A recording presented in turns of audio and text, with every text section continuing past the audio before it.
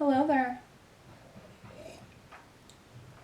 It's me, Tori Narwhal here, with another video that nobody asked for, but yet I am still delivering because I find the need to do so. Oh yeah, if you're looking at the title of this video, you're probably wondering why a woman like myself, in a fleece robe, virtually no makeup on, with a sarcastically toned voice, was somehow once a people pleaser. And yes, I was. And actually, this is something that I still have to be mindful of on an everyday basis, actually, to make sure I don't get into the habit of being a people pleaser once again. Anyway, if you resonate with this topic or are interested in learning more about it, please keep watching. This video is for no reason like a definitive answer of like getting out of being a people pleaser, but more so just like reflections and like everyday habits of mindfulness you can get into to really level up and balance out your life, because we all deserve that. So let's get into it. Grab yourself a drink, a snack, and put your thinking caps on, because this is some very serious stuff we're talking about. So, first and foremost, what is people pleasing? In my experience and like life of being a people pleaser, like obviously it feels good doing nice things for people, right? Like, we feel great when we make others feel accepted, we do a favor for someone, so on and so forth. But if you find yourself over like indulging in others all the time and filling up your plate with endless tasks for others and not devoting enough time to yourself and your needs, then yes, you're probably a people pleaser. And trust me, I was there too. So, part one of this video, let's dive into like questions you can ask yourself as to why you might be a people pleaser, or why you are a people pleaser. So let's be real. Step one, this question may be uncomfortable because it is, but all change comes out of being uncomfortable, so time to level up, guys. Question number one. What in your life caused you to become a people pleaser? This could be a myriad of different reasons: school, your family life growing up, tasks that were brought onto you as a child, so many things. This sounds overwhelming, but it's really important to dive deep into your life experiences to really change yourself and balancing out your life into something more rewarding. For example, one reason why you could be a people pleaser is early in life you were expected to take care of a family member, with like no questions asked. Maybe this is something you were taught in school. I went to Catholic school, for example. I was taught, constantly ingrained, do unto others what you want to be done to you. I think that's the phrase. Sorry, I have constant tongue twisters, so forgive me. So yeah, could be literally anything. It's a habit, so it was formed somehow. So dive deep as to like why this is such a huge part of your personality, or just eating up your life in general. Cheers. Yeah. Question number two. Are you afraid of disappointing people's expectations of you? So, you know, you obviously are probably a people pleaser if anybody in your life, whether that is like a parent, a coworker, an acquaintance, constantly are asking you for things or just expect you to do things because they think that's just the type of person you are.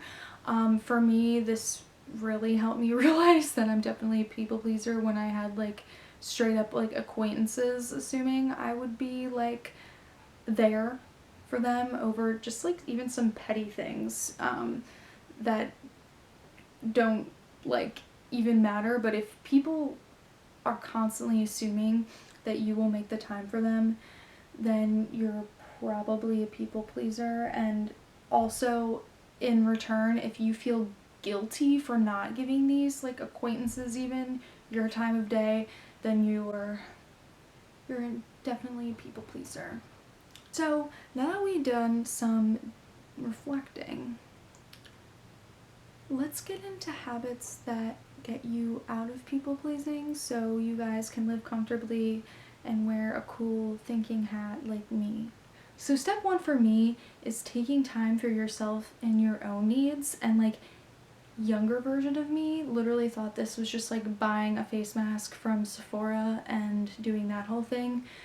That is not correct. Like actually take the time to do something for yourself and your interests.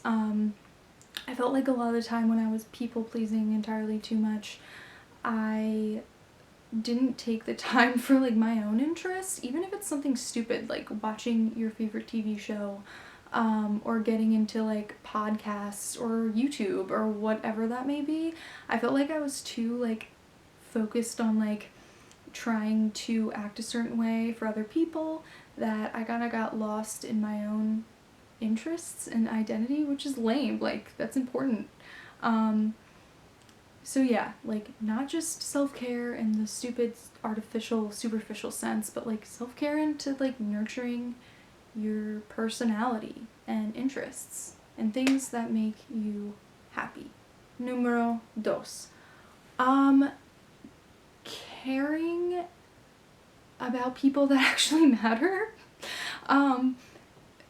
More so, this step is like learning how to prioritize, right? A huge indicator as to like what made me realize I was a people pleaser was that I was like caring too much like what acquaintances thought, or people that virtually like did not matter, like a needy coworker or something. So yeah, like definitely prioritize the people who actually care about you. Those people, what do they look like? Those people are people who check in on you, ask how you're doing on a regular basis, want to hang out with you. All those types of people. People who don't care about your well-being will just kind of take advantage of what you have to offer, and it'll be definitely a one-sided relationship. Number 3.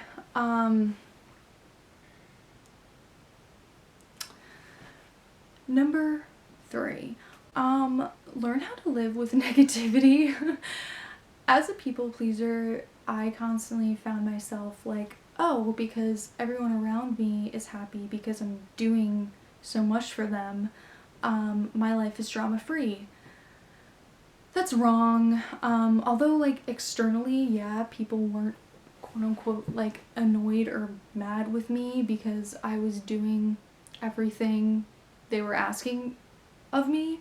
My life wasn't drama free because at the end of the day I was pissed at myself for stressing myself out.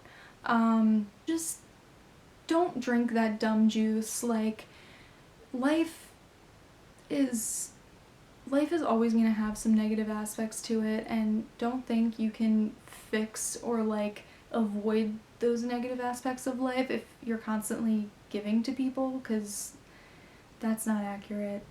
That's some dumb bitch juice. Don't do it. I used to drink it all the time. No. Please yourself first. For me, like, you're not gonna get the best life for yourself if you're not pleasing yourself and your needs first.